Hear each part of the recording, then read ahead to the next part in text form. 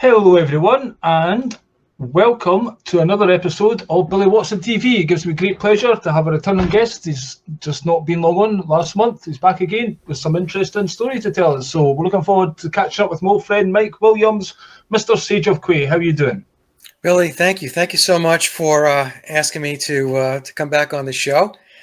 And I do have an interesting story to tell the audience. It's a story or an event that took place back in December of 2019. It's the first time I'm telling the story publicly, and it has to do with our last interview.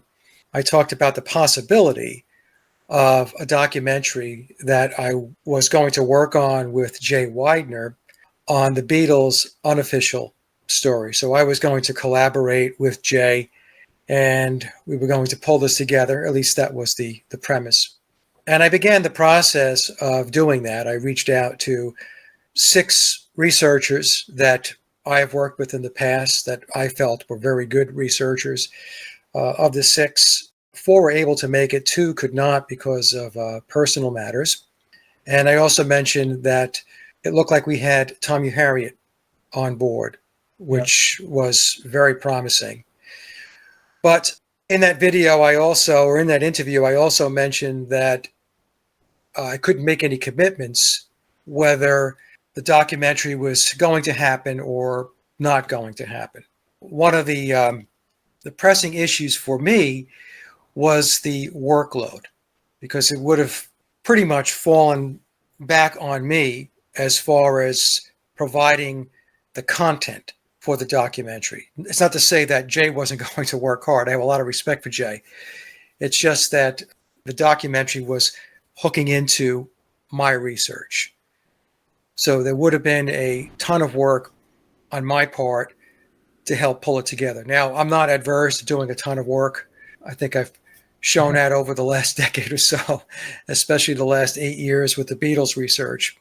But there was something else at play. And so I let Jay know, going back a few days ago, I would not be able to participate in the documentary. And so what's the reason for that? It's because as I was working to get everything set up, to pull in the researchers that we needed to do the documentary so we can do the interviews, to pull the outline together for the documentary. So there had to be a storyboard created, and I sat down and did that. It should have taken me no more than 2 days in my spare time to pull that together, the outline in PowerPoint. It dragged out for about a week and a half, 2 weeks.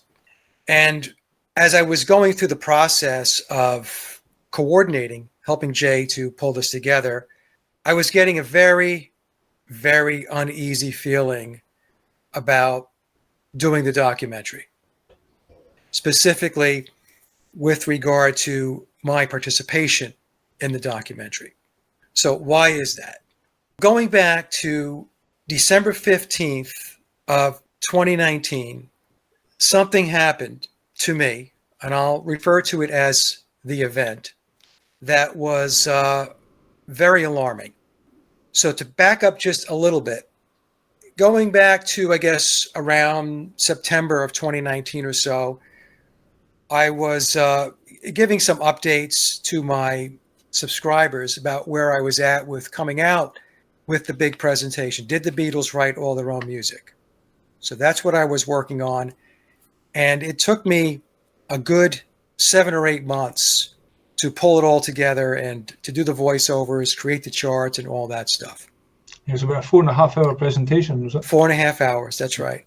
And back earlier in 2019, I had put some dates out there when I expected to upload the documentary, and I missed those dates. And I missed those dates, well, one of the reasons was because there was a lot of information that I had to plow through. And every time I thought I was getting closer to the goal line, something else was pulled in. In other words, there was another discovery, another piece of research that I felt was important to bring in. So I was actually looking to get the documentary done, if I'm not mistaken, by year end of 2019. And that never happened. And things got delayed. And the reason why things got delayed was because on December 15th of 2019, I was at the island in our kitchen area, and I was doing what I do every morning. I had my laptop there, and I was putting posts up on the blog, and I was having a cup of coffee. And my wife was there, and she said to me that she was going to step out and go to the supermarket, which is only about 10 minutes from our house. And she said that she had to go pick up milk and eggs. So as I was there with my cup of coffee and finishing up the blog, all of a sudden, my wife had left now. I felt this very weird sensation come over my body. And I explained to the doctors and to the very few people that I've told this story to. And again, the reason why I'm telling this story is to give the backstory as to why I've decided not to go forward with the documentary. And everybody will understand why in a moment. I felt this sensation going through my body, and the way I explained it to the doctors, it felt like something had gone through me, and it was almost like I powered down. And I was sitting at the island. We had stools there, and I didn't feel right. And so I got up, and I thought, I need to go get my phone, which was in the bedroom, and I need to call my wife. I got about 8 feet from the chair. I got off the chair. I started walking, and I collapsed. I was down on my knees trying to get back up. I just could not get myself oriented. I remember just kind of screaming, and I kept thinking to myself, I have to get to the phone. I have to get to the phone. I have to call my wife. I don't know what's going on here. It was very, very scary. So I finally make my way into the bedroom, and it wasn't an easy thing to do. I was halfway crawling there. I think I eventually got to my feet, but I needed to hold myself up by holding onto walls, furniture, the bed. When I finally got to the phone, I was so disoriented. My body movements were just uncontrollable, involuntary. And I had to focus on that phone because I had to hit the contacts to reach my wife. And I fumbled with the phone, and it was ringing, and she didn't pick up. And I thought, okay, this is not good, So I made my way over to the couch. I crawled up on the couch, and there was all of this pain, Billy. There was like shooting pain going through my chest, the back of my shoulder, down my arm, my left arm in particular. And sometimes it would shoot into my left leg. And to be perfectly honest, I thought I was a goner. I didn't know what was going on. I could not get control of my situation. Whatever happened took total control away from me. But I made my way onto the couch, and I was on the couch. I was laying down, and my wife came in. And she saw me there, and she came running over. And this is the very strange part. The part I'm telling you is strange, but it gets even stranger. When my wife was at the supermarket, she was picking up the eggs, and she felt a jolt, a pulse go through her as well. And it resulted in her tossing the eggs up in the air. Wow. They fell on the floor in the supermarket. And she said she just instinctually knew, forget about that, I need to get home. Wow, I've got goosebumps. All true. All true. So when she got home, she saw me lying on the couch, and she said, what's going on? And I was disoriented, Billy. And so it took everything I had to try to explain to her what had happened. And I said to her, you need to call 911. You need to call the emergency line. It's 911 here in the States. Also, what was happening was I went from being completely disoriented, shooting pain, difficulty with breathing, to a situation of hyperventilating. And so I said to my wife, go get a plastic bag or a paper bag, bring it over right away. She did, because when you breathe in carbon dioxide, it slows your breathing down. So that helped a lot to get the breathing back under control. But Billy, to tell you that I was in a bad way, it was pretty bad. So the EMS show up, and I think first the firemen showed up. and they give me oxygen, doesn't do anything. The EMS show up. They're trying to figure out what's going on. They're checking vitals. Blood pressure has skyrocketed, had gone way up. That's probably because of all the stress that my body was experiencing. It was a huge amount of stress. It was an incredible amount of anxiety that was just building. So they put me in the back of the EMS vehicle, and it's off to the emergency room. And this happened at 8:30 in the morning. So I get to the emergency room, and they right away bring me in, EKG. They x-rayed my lungs. I believe they also did a CAT scan. And to make a long story short, everything came back fine. Lungs were clear. No problems came through with the EKG. And the CAT scan was all clear. So the doctors couldn't figure out what the problem was. They were dumbfounded.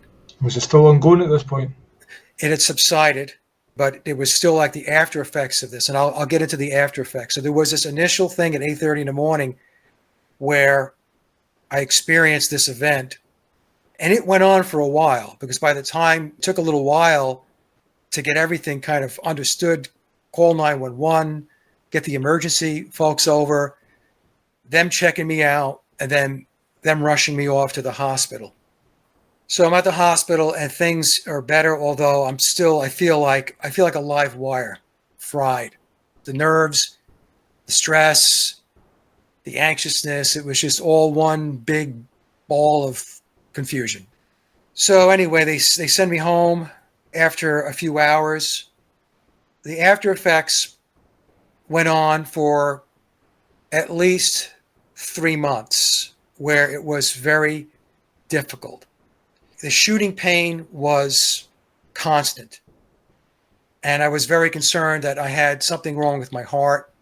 Breathing was a big problem as well. What happened was I could not take a deep breath and get over the hump.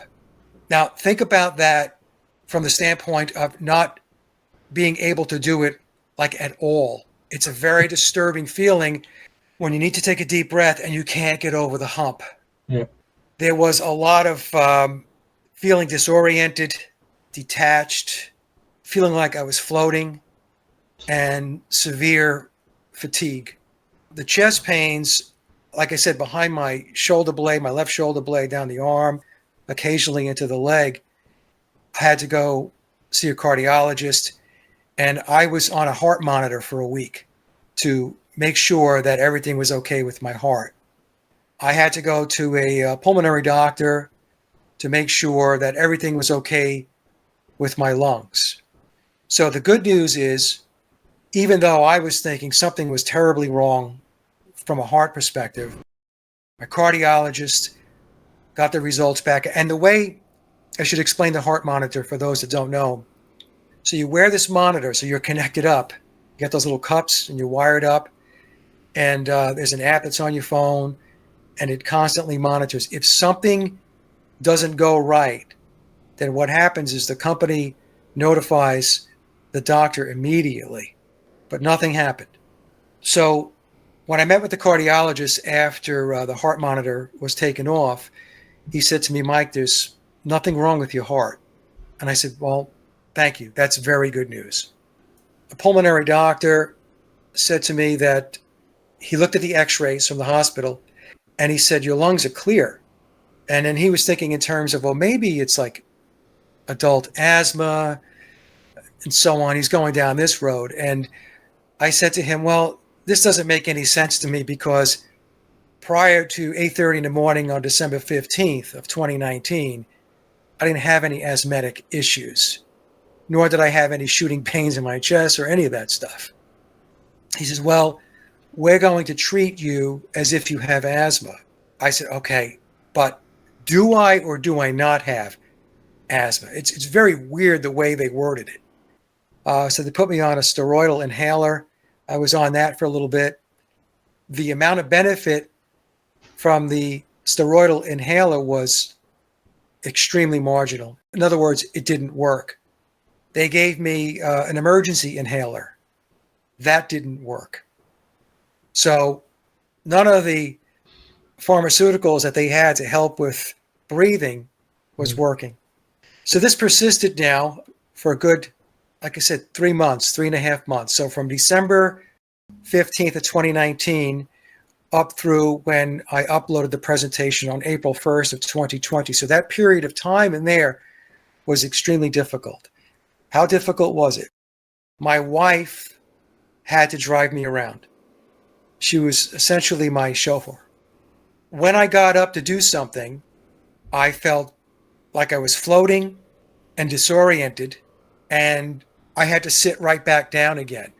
And I'm talking, Billy, walking from the couch in the living room to the kitchen. So I'm talking about, what, 20 feet? Yeah. So this is the time that all the COVID stuff's kicking off. Are you thinking, I've caught some mad Japan Chinese Well, disease? no, there was at this point, when I went in there was no COVID, right? Yeah, just as it was progressing. Never came up. Here's the thing. The reason why it wasn't COVID, was because there was, whatever COVID was. Let's just say it wasn't the flu. Okay. We'll just say, because I had no flu symptoms. I didn't have a fever. I didn't have a cough. I wasn't sneezing. I didn't have a fever. I was perfectly healthy before 8:30 in the morning on December 15th of 2019. And then all hell broke loose at 8:30. The other weird thing that happened was my whole chest area was extremely sensitive. When I went to go take a shower, the water from the shower head was so irritating to me, almost painful. And I even explained this to my doctor. I said, I don't know what this is, but when I try to take a shower and the water hits my chest, I can't stand it. It's unbearable. The sensitivity is unreal. And of course, they didn't have an answer for that. So the way I had to shower was to turn my back to the shower head and let the water run off my shoulders and then just go down my chest. And even then, it was bothering me, but it wasn't nearly as irritating or Disturbing. painful as when it was the shower, the water would just hit the chest directly. So if you go back in time, you can see that I was struggling with this stuff. I did a Christmas video on December 25th of 2019, 10 days after the event. And I was very subdued. And that's because it took everything I had to sit in front of the computer to be able to do this. That was the other thing. If I sat down to try to do some work in front of the computer, it was extremely challenging. I don't know what was going on, but I would start to feel sick. I would start to feel ill. And I would have to shut the computer down and walk away. And between the period of December 15th of 2019 and when I uploaded the video on April 1st of 2020, I only did 2.5 hours runtime of videos. So think about that. It's only 2.5 hours of content over a 3.5 month period of time. That's not a lot. And the reason why it wasn't a lot was because I really couldn't sit in front of the computer. And 2 of those videos were very short. I think one was like a minute and another one was 40 seconds. They were just some clips that I found of Billy, and I just put them up with some captions to explain, what was going on. Half of that 2.5 hours was a show I did with Owen Benjamin. So I did a show with Owen on January 17th of 2020, and it took everything I had to be able to sit there and to do the show with him. And there were times when I was doing the interview with him when I thought to myself, I don't know if I'm going to be able to make it to the end of the show. And I kept thinking to myself, this could be a little embarrassing if I have to say to him, hey, Owen, I've got to go. I don't feel well. But I was able to stick it out. A couple of really weird things happened perception-wise as I was going through this. One of the things was, like I said, Billy, extreme fatigue. So things I would normally be able to do outside, I couldn't do it. I would maybe be able to do something for 5 or 10 minutes, and then I would have to sit down and take a break. Here's some very strange things. This stuff happened. So I'm not thinking in terms of some kind of nefarious act at this point. I mean, the thought crossed my mind, but I guess as a coping mechanism, you just don't want to go there because it's very disturbing to think that something like this can happen. Something non-physical can debilitate you, can literally take you to your knees. So mentally, I just kind of tucked it away. The idea that this could be a target, A basically. target, yeah, a target, right, was something that I just didn't want to go down that path. I didn't want to go down that road. There was a couple of times, 1 or 2 times, when she said, "Do you think you can walk today? Do you think we could go to the park and go for a short walk?" And I said, "Yeah, I think I could do that." This is where I got to. I went from being able to walk at the park, go around 2 or 3 times, no problem, walking 3, 4, 5 miles, to I'm hoping I can make it a short distance in the park just to get some exercise. And there was 1 or 2 times, one for sure, I remember, where I got in the car, my wife drove because I couldn't drive. And when I got there and I went to get out of the car, I just couldn't. I said, I can't do this. She said, "Okay, no problem. We'll go back home." When I was walking, and like I said, it was labored because my breathing wasn't very good. But I would walk slowly and just take my time because I was thinking, okay, I've got to work to build my respiratory system back up, and so I'll just take it nice and slow. But at one point, when we were walking around the park, there's a sidewalk, and as I was walking, Billy, I kid you not, for like about 5 seconds, everything went into slow motion. Everything just slowed down to a crawl. And then I just stopped. And my wife said to me, "Are you okay?" And I said to her, "Well, you're not going to believe this." And I said to her, "I know I'm sounding crazier and crazier as this goes on." I said, "But everything slowed down like I was in a slow motion movie." And then I guess it lasted a very short period of time, 4 or 5 seconds. And then everything went back to normal speed. There were other times when if I was just standing in place, it felt like the scenery around me was drifting away from me. I wasn't moving, but things were drifting away. And other times it felt like I had a perception or a vantage point up above my body and looking down. Very, very weird stuff. And so the first 3 months of this were the most difficult. I would say starting in April, things started to get better slowly. And I started working my way back into my routine, but I had to take things very, very slowly. The fatigue piece of this thing was still lingering.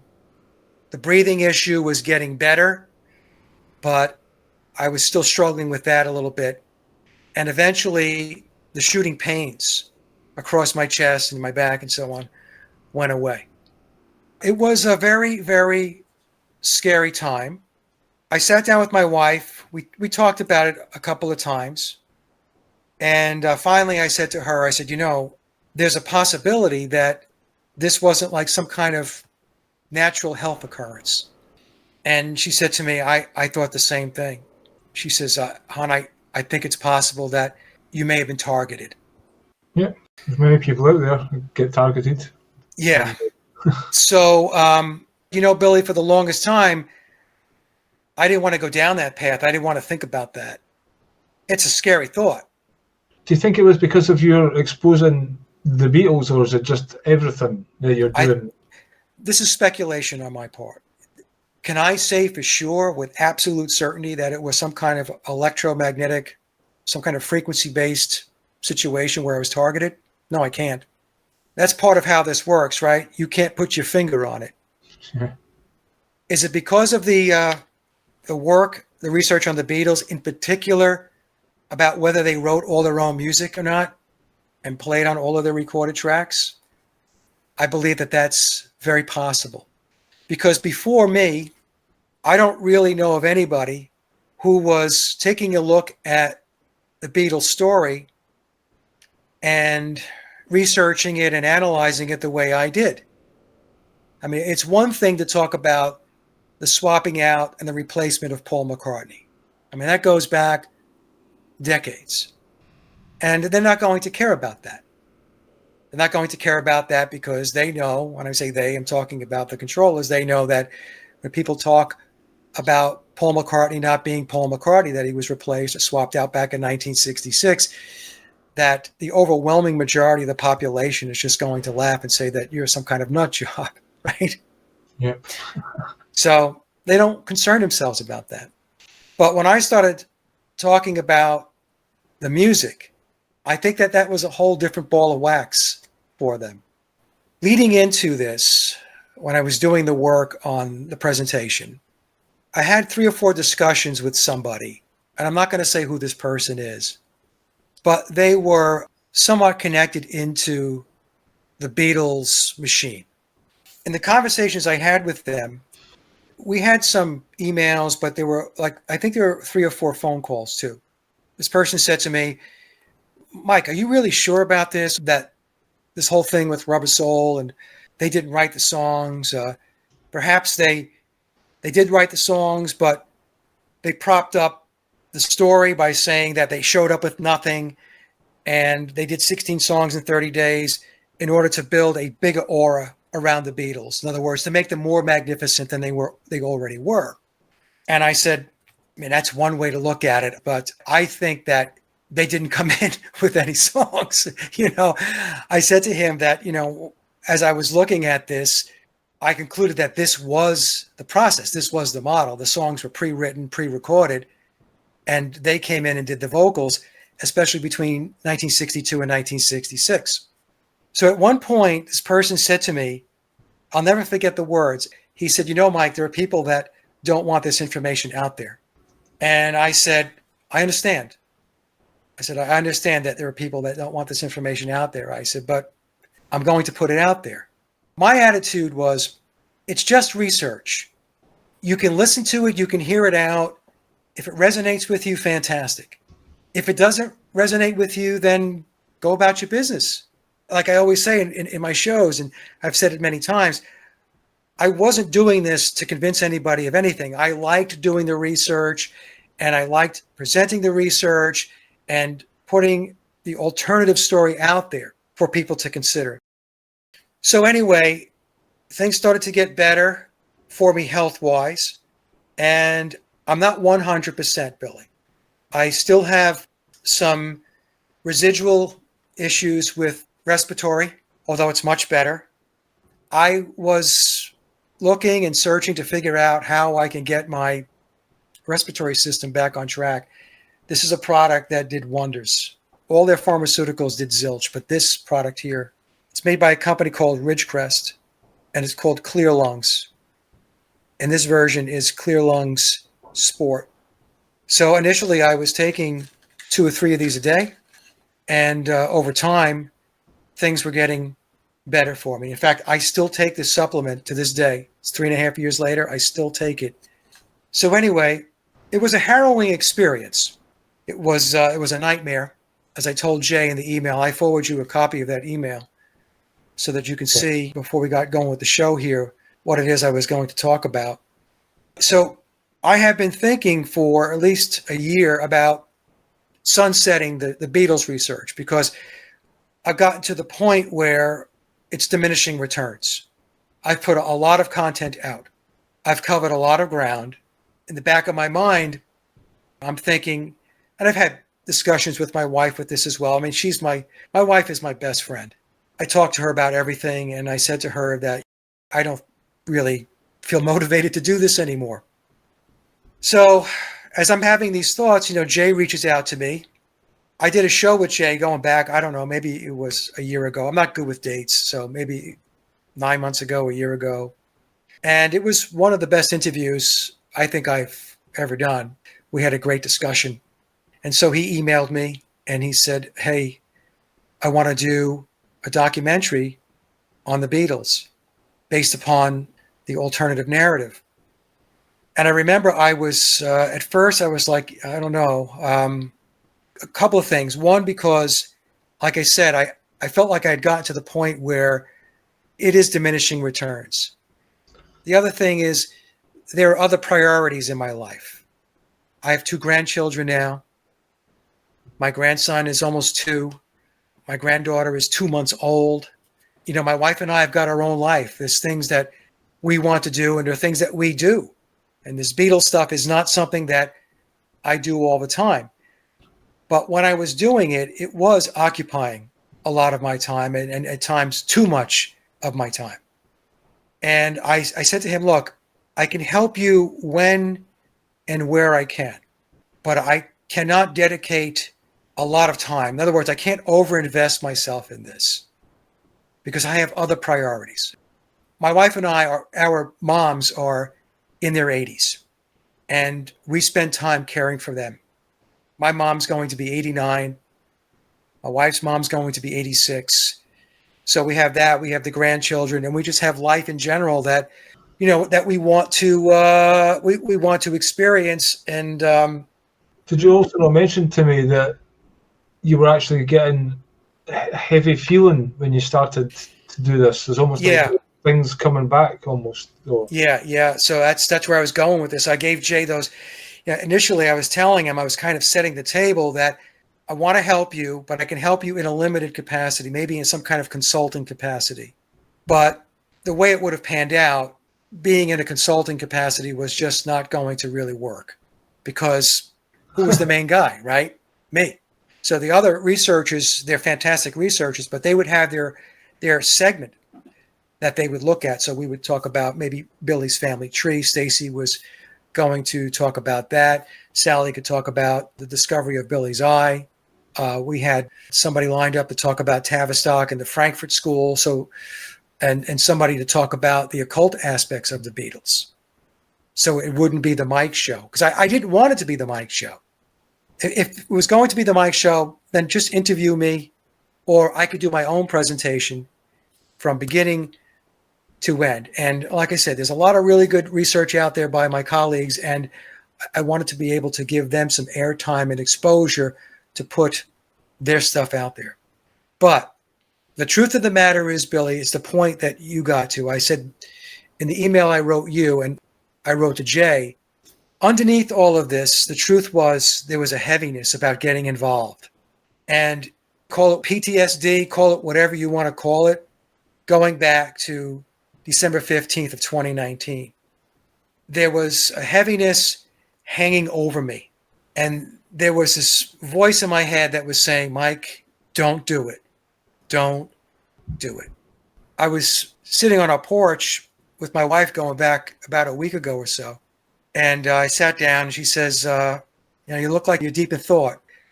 I said, I am. I'm really struggling with this. I want to help Jay. I said, but there's this part of me that's saying, don't go there. And she said to me, well, hon, if you're having those feelings, then don't do it. You see, it's one thing to do podcasts. It's another thing when you're going to do a film. And that film could wind up wherever Jay was planning on distributing that film. Potentially, it could have ended up on Netflix.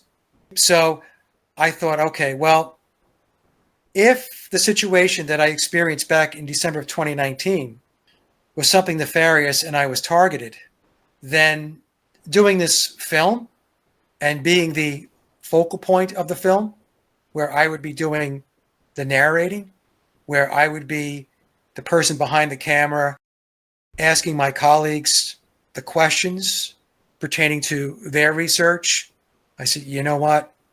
Probably not a good idea. So you're basically apprehensive about being targeted again. Absolutely. That's exactly it. That, like I told Jay, I have no intentions of experiencing what I experienced.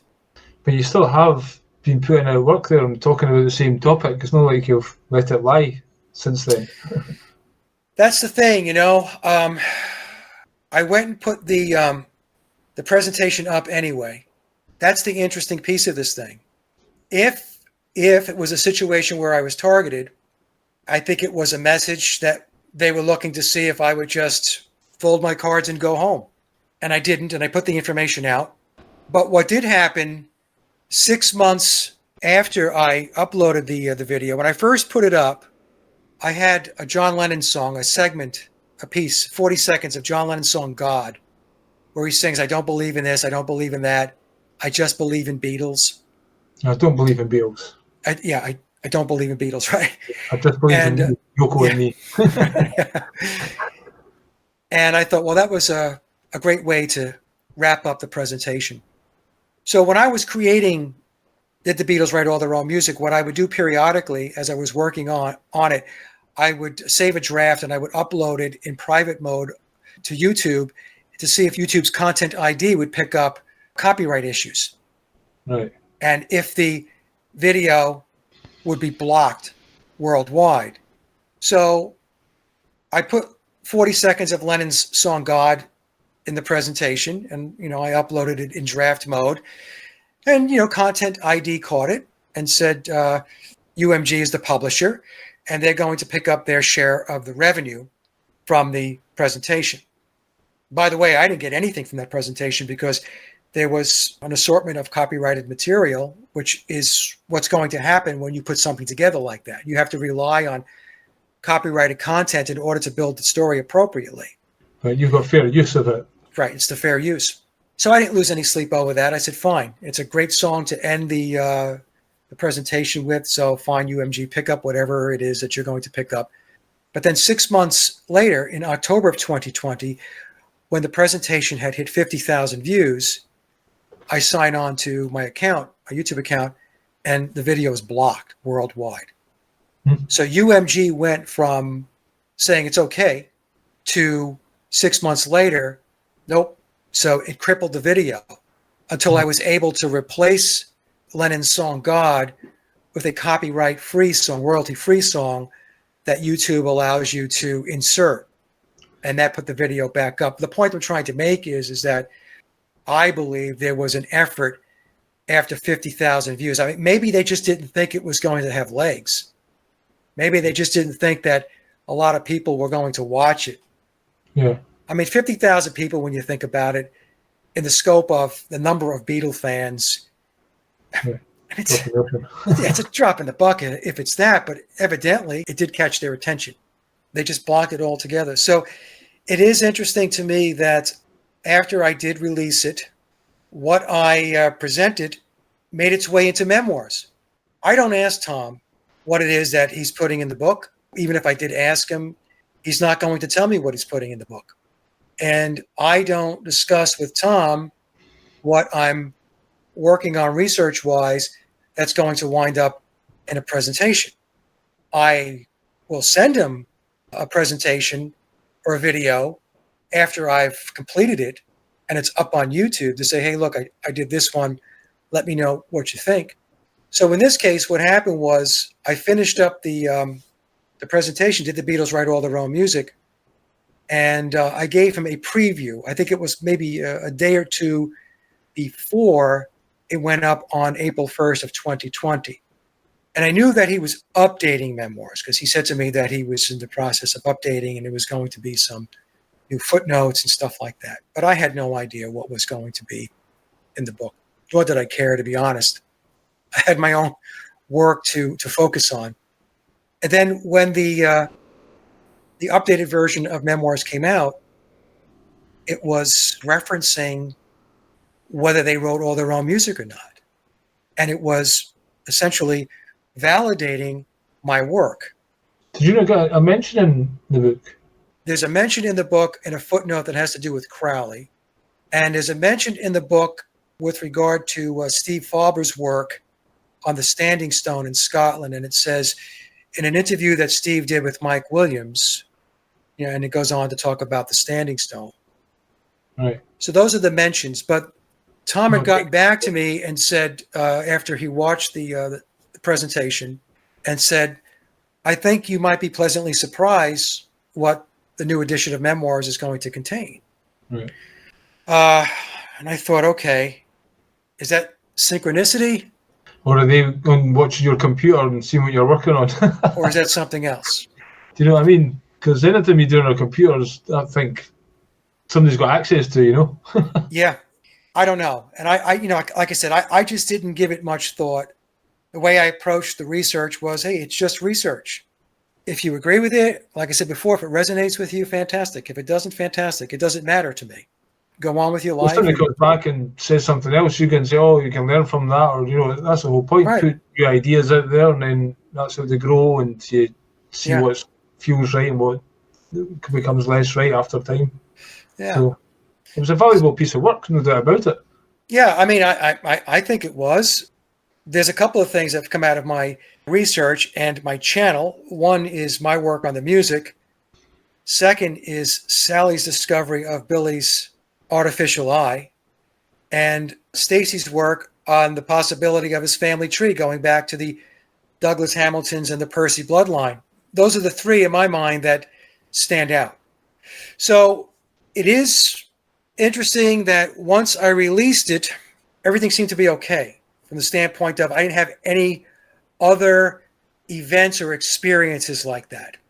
Now, to cap things off, the last 3 interviews that I did, I talked about the Beatles as a psychological operation being tied back to the Frankfurt School and Tavistock, which I've talked about before, but I got a lot more specific about the cultural Marxist agenda.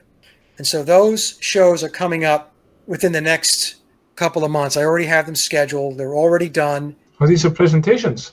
These are interviews that I did where I take the audience step by step through how the Beatles play into that cultural Marxist agenda. Well, the John Lennon song Imagine is that in a nutshell. Oh, yeah, Imagine, and some of his other songs. If you read the lyrics to Mind Games, playing those mind games together, when you read those lyrics and he's talking about druid dudes and stuff like that, I thought to myself, what's a mind game? A mind game is a psychological operation. A mind game is propaganda. A mind game is conditioning. It's mind control. Yeah. I think there's so much more to all these lyrics than, you know. Yeah. So I'm capping it off with that. And I just felt like, I don't know, Billy, getting involved in the documentary, knowing what happened back in December of 2019, I just didn't want to walk around with a big bullseye on my back. Because like I was saying, there's a difference between doing a podcast and doing a presentation on your YouTube channel, of which I have maybe 21 or 22,000 subscribers on my Beatles channel and 43,000 on my main channel. So let's just say, 65,000 subscribers, and a documentary that could just take off. It's certainly a topic that many people are interested in, the Beatles. So if that can end up on Netflix, that's a huge potential audience right there. Yep. And there could have been money in it and all that stuff, but money was never a motivator for me.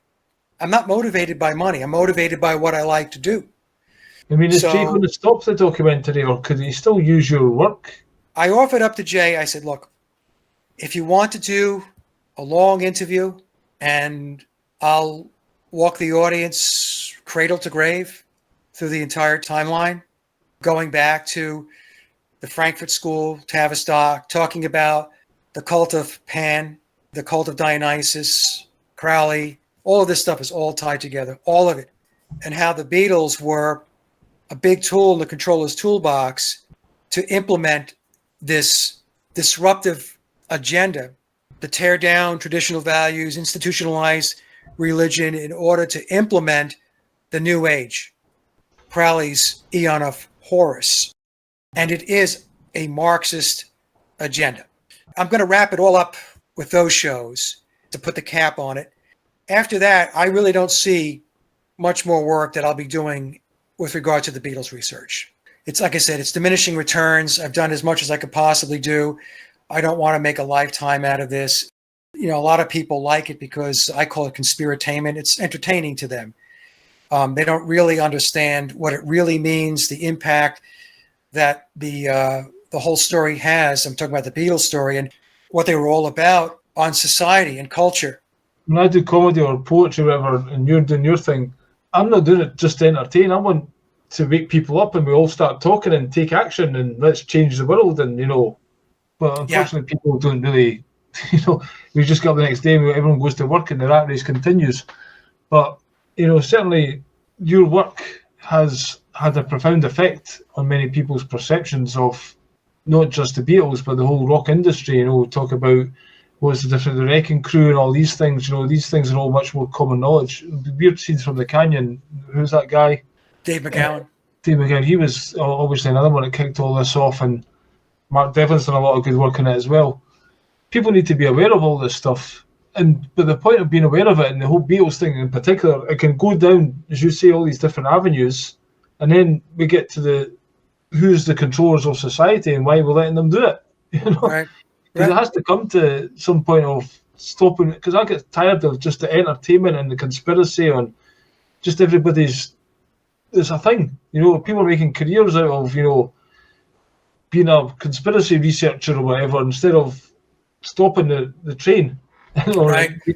Starting to take action on this stuff, because in the meantime the agenda's still plowing ahead. A lot of them are just running on a treadmill.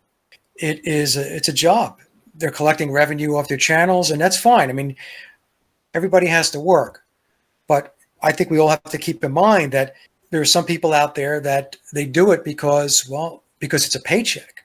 But the moral of the story is, for me, I don't know with 100% certainty what took place on December 15th of 2019.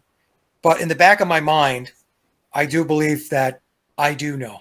If I'm honest with myself, like I said, very good health on December 14th. And then everything was turned upside down. And, I'm thinking about everything I talked about here. And I probably still didn't do it justice, Billy, as far as how disruptive it was to my life and what a nightmare it was. It was a total nightmare. I talked about these perception things. I talked about feeling like all of a sudden everything slowed down, right, to slow motion. Another thing was when my wife was driving me around, because I could not drive. So I was in the passenger seat. So when we got to a red light and she started to pull away, now she's pulling away slowly. My perception was everything was rushing at me. And I remember a couple of times saying to her, "Oh, you have to slow down." And I remember she was looking at me and she said, "Hon, I'm doing like 5 miles an hour." It was awful. It was really awful. We went to there was a dinner party at a local restaurant with the family. She said, "Do you think you can do it? Can you go?" And I said, I want to go. I think I can do it. So I get in the car and I'm not feeling right at all, but trying to keep a stiff upper lip. And I keep saying to myself, I can do this. I can do this. And so I get to the restaurant, and Billy, I'm not seated more than 10 minutes, 15 minutes. I just had this rush of anxiety that just overwhelmed me. And I felt like I have to go. Let me just explain this. I never had any issues with anxiety. I never had panic attacks. I worked in the corporate world for over 30 years. And there were many, many times when my job was extremely stressful. And I was always a cool customer. I always handled stress very, very well. You've also done lots of NLP and stuff like that, so those techniques as well. Yeah, I mean, look, meditation, all of this. I was doing a lot of meditation during this period of time to be able to get everything calmed down again. I remember the doctor saying to me, "Well, maybe it was a panic attack." I said, let me just tell you right now, don't even go there, okay? A, I've never had a panic attack in my life. 2, 8:30 in the morning. At 8:29, I was calm, rested, had been up about an hour, hour and a half, finishing up a cup of coffee, and all of a sudden, boom. The feeling I got, Billy, was boom, through my body. And I just remember sitting there at the island, and all of a sudden I felt this woozy feeling. And I said, I don't know what that was. I have to get the phone. I got to call my wife. You need to come home because something's not right. And then, like I mentioned earlier, everything went south. I remember the dog was looking at me. Even the dog was like, "What the hell is going on?" And I remember I was down on the floor and I looked up and I saw Pablo and then my thoughts went to, what is going on here? I can't get my body under control. Billy, it's almost impossible to put into words. It was a feeling where you lost all voluntary movement. Everything was involuntary. Falling to the floor, on my knees, trying to get up, yelling. I just couldn't get it together. And the thoughts in my mind, I've got to get to the phone. I've got to get to the phone. And when I went to bed at night and I had the heart monitor on, my wife, she's next to me, and she said to me, "How are you feeling?" And I'm telling you, Billy, I'm not being dramatic here, okay? I said to her, "I don't know if I'm going to wake up in the morning." That's how bad it was. That day, I was pretty sure the possibility of dying was on the table. Right. I mean, that's how bad it was.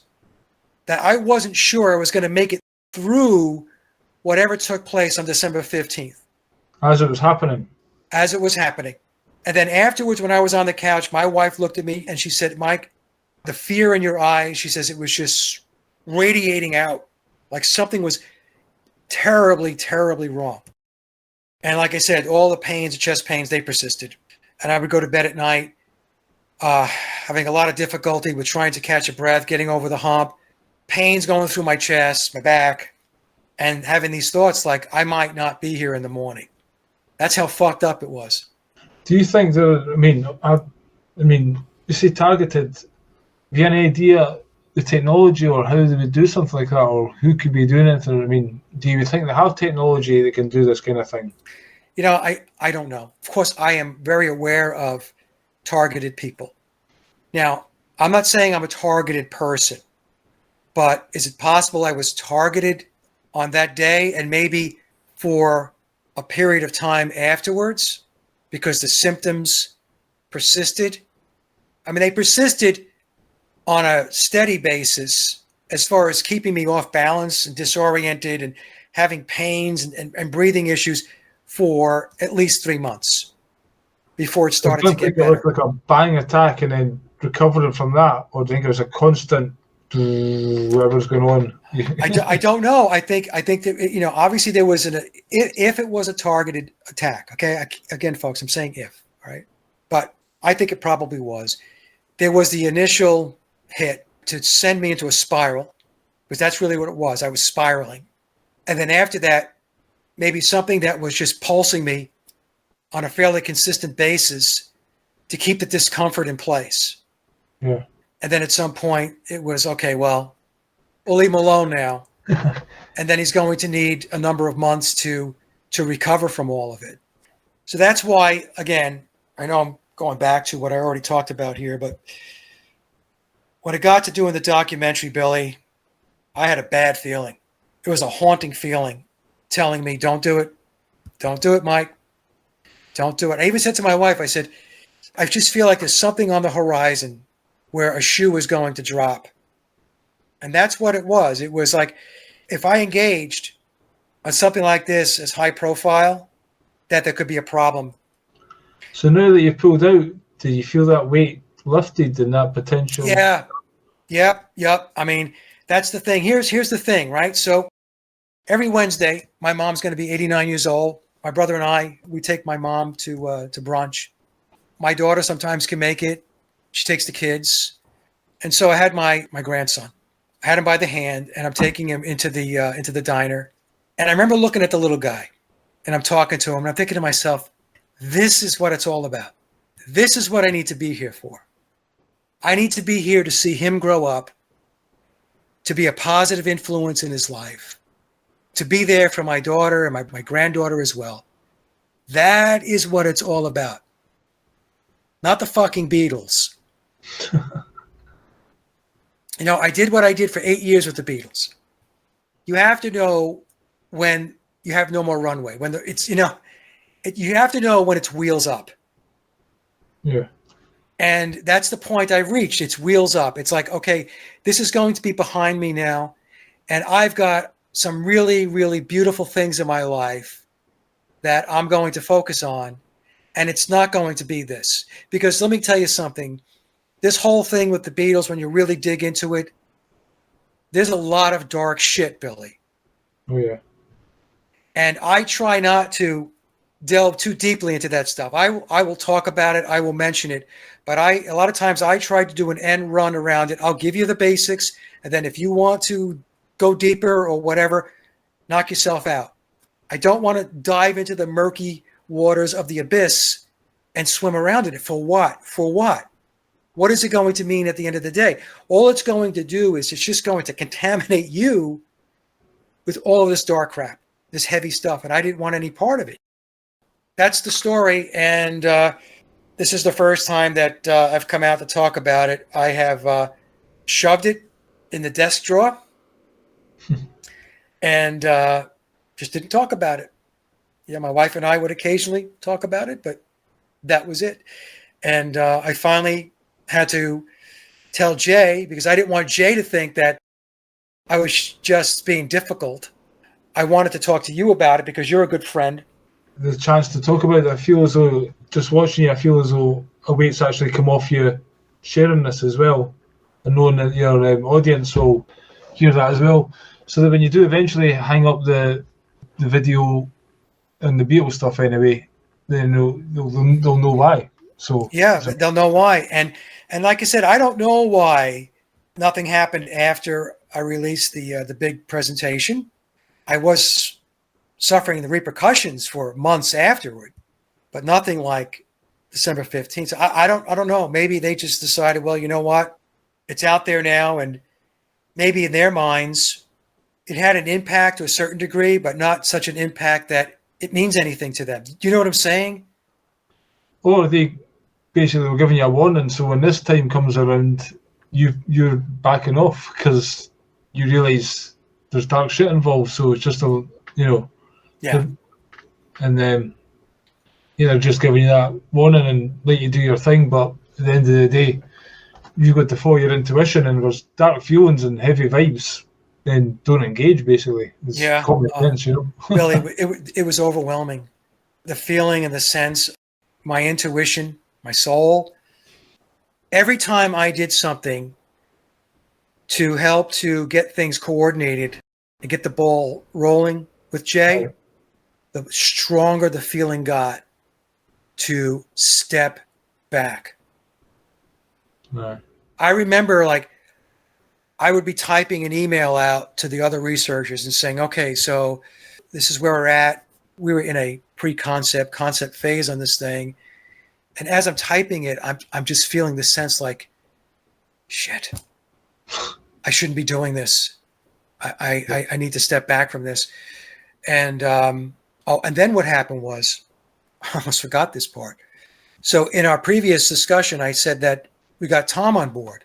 Well, I'm not going to get into great detail, and I have a lot of respect for Tom, but Tom's level of participation, as I had anticipated, did not pan out. So these are my words, all right? I perceived it as Tom kind of stepping back from it. And when I got that sense, I thought that might be a red flag. Well, that's what I was saying with the book, and you doing the working and him putting it in the book. It seems almost like Paul's wanting this out and you're helping to get it out. But then again, if he's stepping back from it, then maybe it's not all right in that side, and you're seeing that and saying, well, after what happened to me. Does Tom know about that, by the way? Does Tom know about this? About the episode? Yeah. No, he doesn't know anything about it. And the other thing here is, folks, if it was a situation where I was targeted, you have to be very careful about what you're diving into. Because if it's a situation where you are too close to the target, then stuff can happen to try to derail you, to get you off the trail. Anyway, there was something else that we wanted to talk about too. George Martin's son. Oh, yeah. Well, we won't spend too much time on this, but the only reason why I'm covering this is because I've been asked by a number of people about Gregory Paul Martin, who is George Martin's oldest son from George Martin's first marriage. For those of you who are familiar with memoirs, you probably know that Gregory Martin wrote the foreword to the book. And he also did the narration, the voiceover for the audio book. Okay? Which is quite involved, really. It is quite involved. Yes, it is. And what happened going back about 2 years ago, there was another researcher, it wasn't me, because I would never troll anybody. And Gregory likes to talk about his astrology.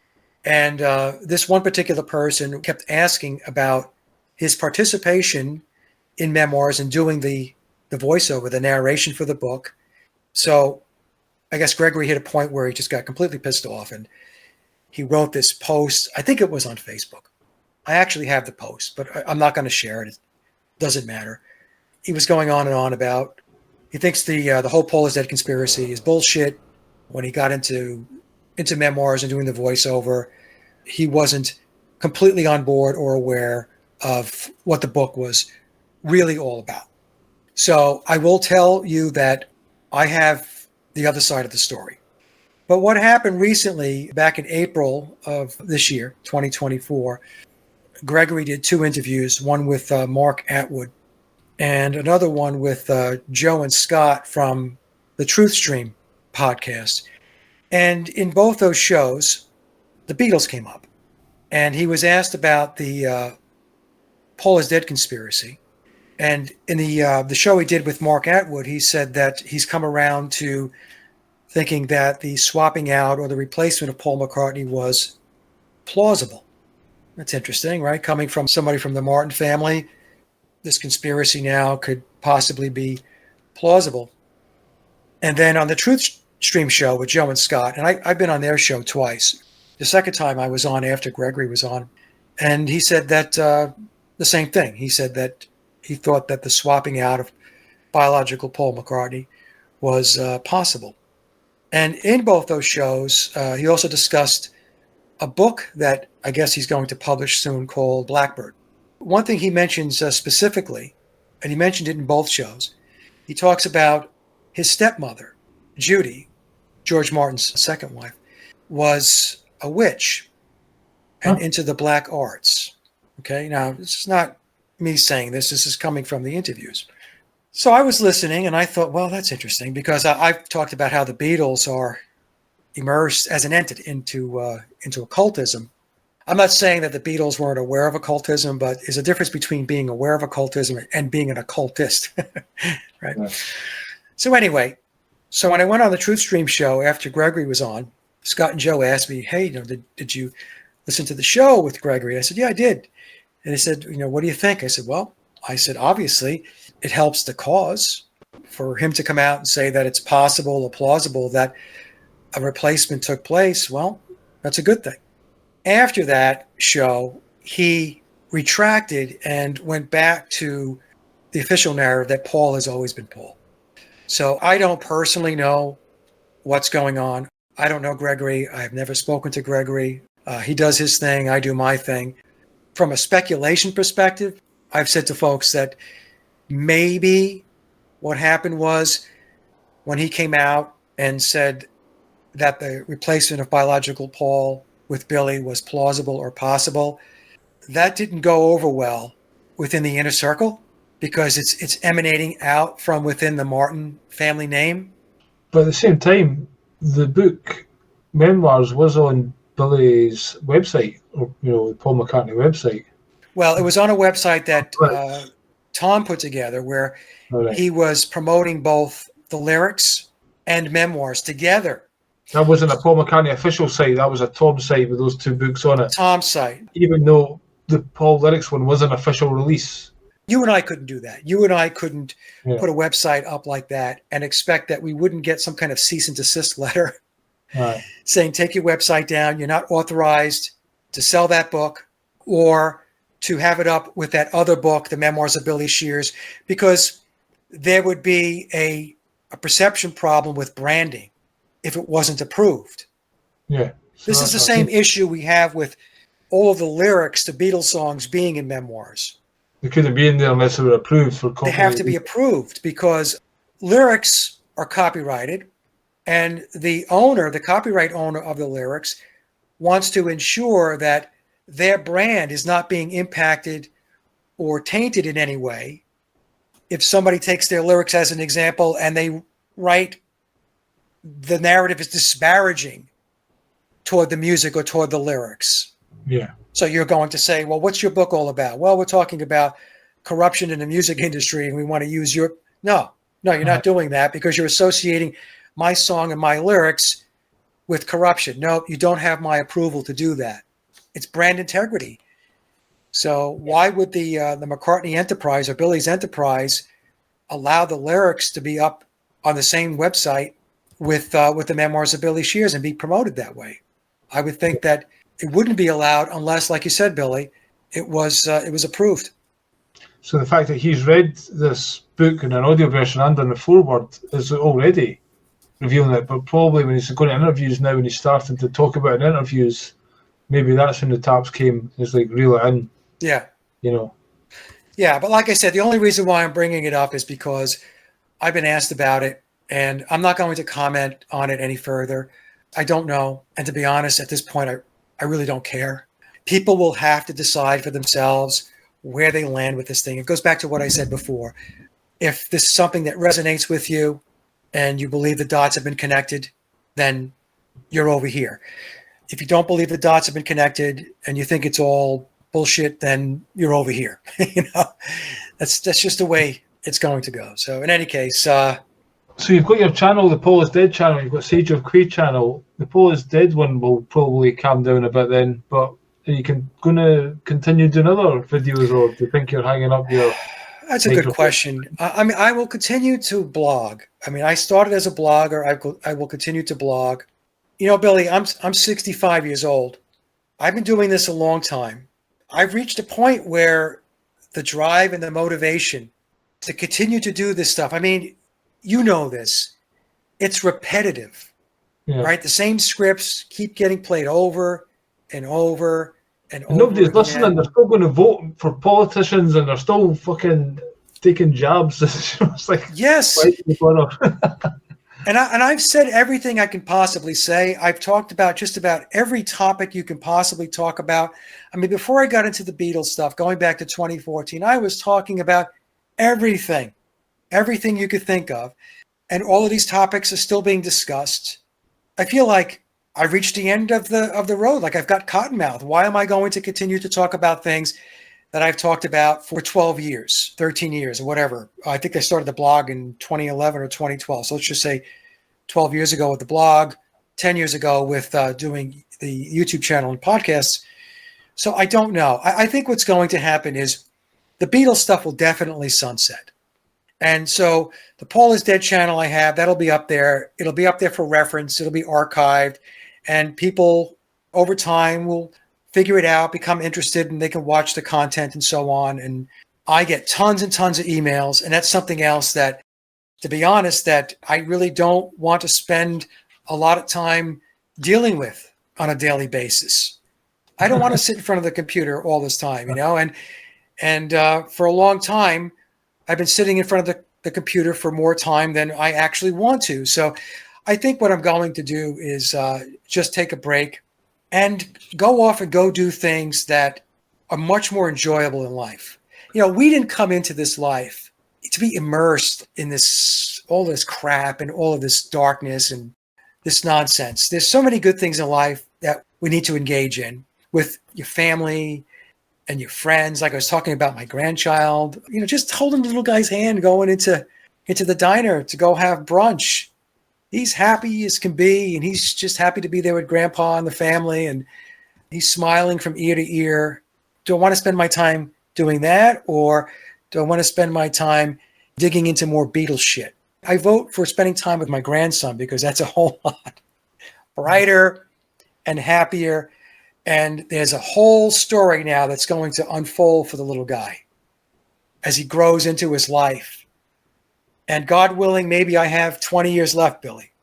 I want to be able to be there for 20 years in some kind of sound capacity to be with him and my granddaughter and my daughter and her husband and for my wife and I.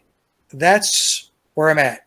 That's cool. It's not like it's a job that you're leaving and your enemy's putting a gun to your head. You've done all this voluntary. And, you shouldn't feel guilty or anything about walking away from it, because at the end of the day, you put the effort in that a lot of other people haven't done, and the work's there for them to review. I don't feel guilty. My wife said to me, look at the body of work. Just look at what you've done, and that's always going to be there, unless they decided to shut the entire internet down.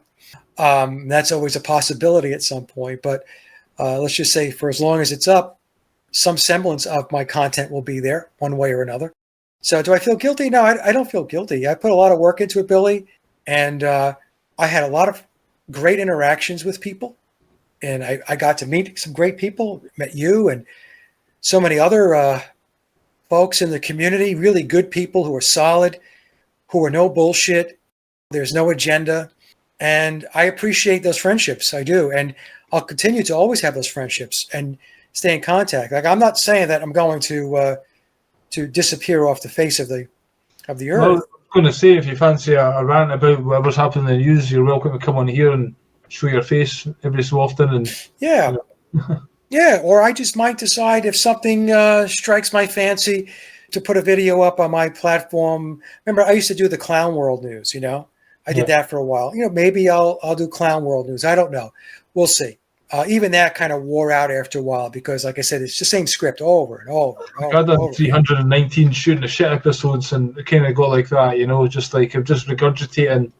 Yeah. You've just told everybody, what's inside you, and just it's up to them to go and research it, figure it out themselves, because you telling somebody isn't going to give them perspective. They have to then want to go and run with it and do their own research. Right. So, again, putting the ideas out there, it's up to people now to take it on, because you've got to go and you've got other priorities. So, life changes, Yeah. Yeah, I don't want to be a lifer at this, Billy. Any last thoughts you would like to leave us with? No, Billy, just, again, to the audience, everything I told you is the truth. It was not a good time in my life. To this day, I don't really know what happened. The doctors don't know. They were completely dumbfounded. They had no answers as to what happened. So, like I said, I do have to consider the fact that there was something nefarious going on. That day, 8:30 in the morning on December 15th of 2019,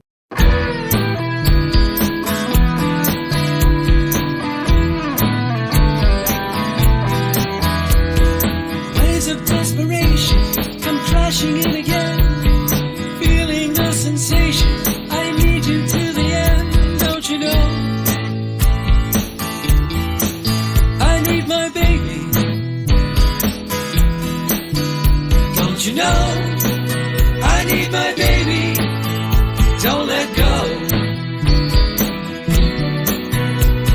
Assess the situation, the truth is plain to see.